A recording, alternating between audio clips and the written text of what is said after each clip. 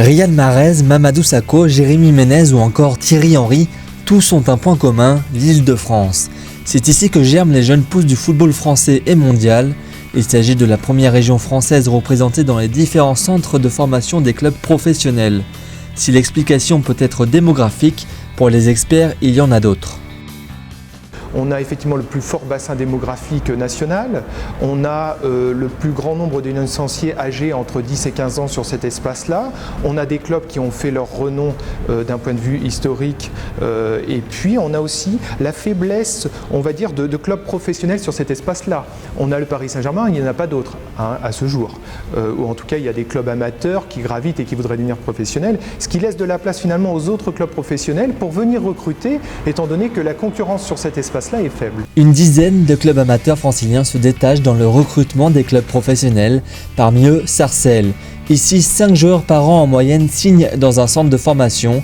La recette magique est le fruit de plusieurs facteurs expliqués par les acteurs du club.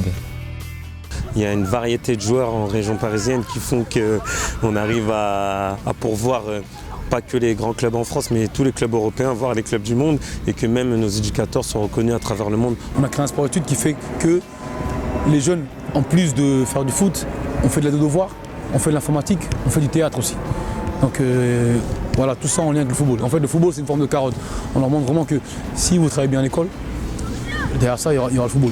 Pour les experts, ces clubs amateurs se détachent par leur connaissance et leur expérience à former des joueurs d'exception. On a effectivement quelques clubs amateurs qui sortent de ce jeu de club, tout simplement parce que soit il y a eu des joueurs qui sont devenus professionnels et qui ont été issus de ces centres, de ces clubs amateurs, ou tout simplement parce que dans ces clubs amateurs, on a une qualité de jeu qui porte plus fortement le regard des centres de formation et des clubs professionnels. Une fois professionnels, les joueurs gardent un lien social avec leur club d'origine et un lien financier qui permet à celui-ci d'améliorer ses structures.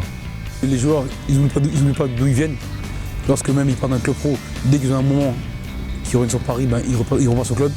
Et même parfois, ils viennent même des fois même s'entraîner avec les seniors. On a des joueurs qui signent en club professionnel, on ne touche rien du tout.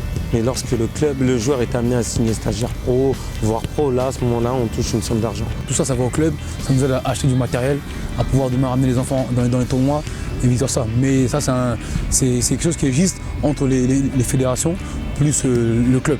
Et vraiment, ça a fait bénéficier les jeunes du club. On voit aujourd'hui, tous les jeunes sont habillés, donc c'est ça qui fait des fois vivre le club.